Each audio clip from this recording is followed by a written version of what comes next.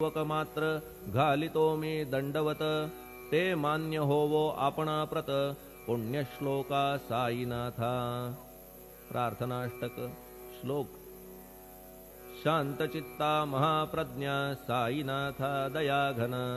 दया सिंधो सत्स्वरूपा मायातम विनाशन जात गोतातीता सिद्धा अचिंत्या करुणालया पाहि मां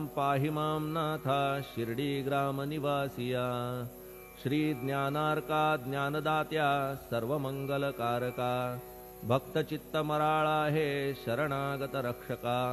सृष्टिकर्ता विरिंची तू पाता तू इंदिरापती जगत्त्रया लया नेता रुद्रतो तूच निश्चिती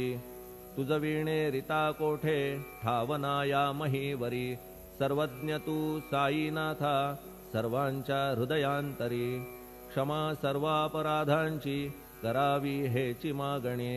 अभक्ती संशयाच्या त्या लाटा शीघ्र निवारणे तू धेनु वत्समी तान्हे तू इंदू चंद्रकांतमी स्वर्णदी रूप त्वत्पादा आदरे दासहा नमी ठेव आता शिरी माझ्या कृपेचा करपंजर शोकचिंता निवारावी गणू हा तव किंकर। ह्या प्रार्थनाष्टके करून मी करीतो साष्टांग नमन पाप ताप आणि दैन्य माझे निवारा लवलाही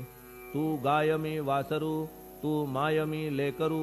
माझे विषयी नको धरू कठोरता मानसी तू मलयागिरी चंदन मी काटेरी झुडूप जाण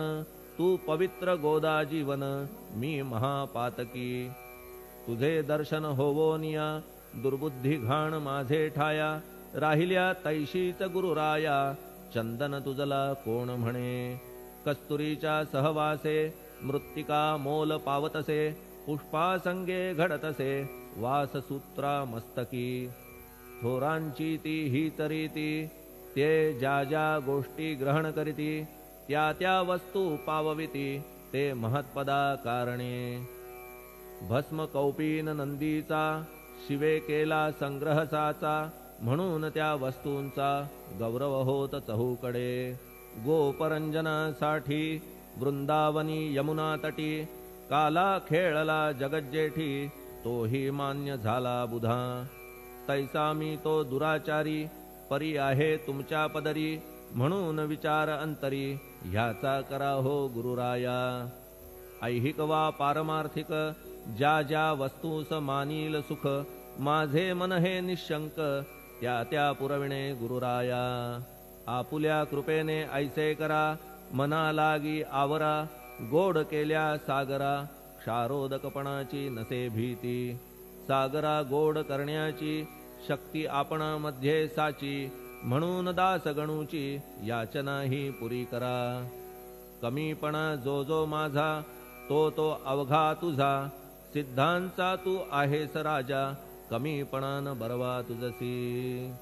आता कशास्तव बोलू फार तूच माझा आधार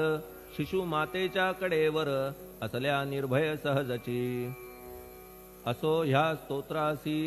जे जे वाचतील प्रेमेसी त्यांच्या त्यांच्या कामनेसी तुम्ही पुरवा महाराजा ह्या स्तोत्रास आपुलावर हाची असो निरंतर पठण करत्याचे त्रिताप दूर व्हावे एक संवत्सरी शुचिर्भूत होऊन नित्य स्तोत्र करावे पठण शुद्ध भाव ठेवून आपुलिया मानसी हे अशक्य असले जरी तरी प्रत्येक गुरुवारी सद्गुरुमूर्ती अंतरी आणून पाठ करावा तेही अशक्य असल्यास प्रत्येक एकादशीस वाचणे ह्या स्तोत्रास कौतुक त्याचे पहावया स्तोत्रपाठका उत्तम गती अंती देईल गुरुमूर्ती ऐहिक वासना सत्वरगती त्यांची पुरवून श्रोते हो ह्या स्तोत्राच्या पारायणे मंदबुद्धी होतील शहाणे कोणा आयुष्य असल्या उणे तो पठणे होय शतायू धनहीनता असल्या पदरी कुबेर येऊन राबेल घरी हे स्तोत्र वाचल्यावरी सत्य सत्य त्रिवाचा संततिहीना संतान होईल स्तोत्र केल्या पठण स्तोत्र पाठकाचे संपूर्ण रोग जातील दिगंतरा भय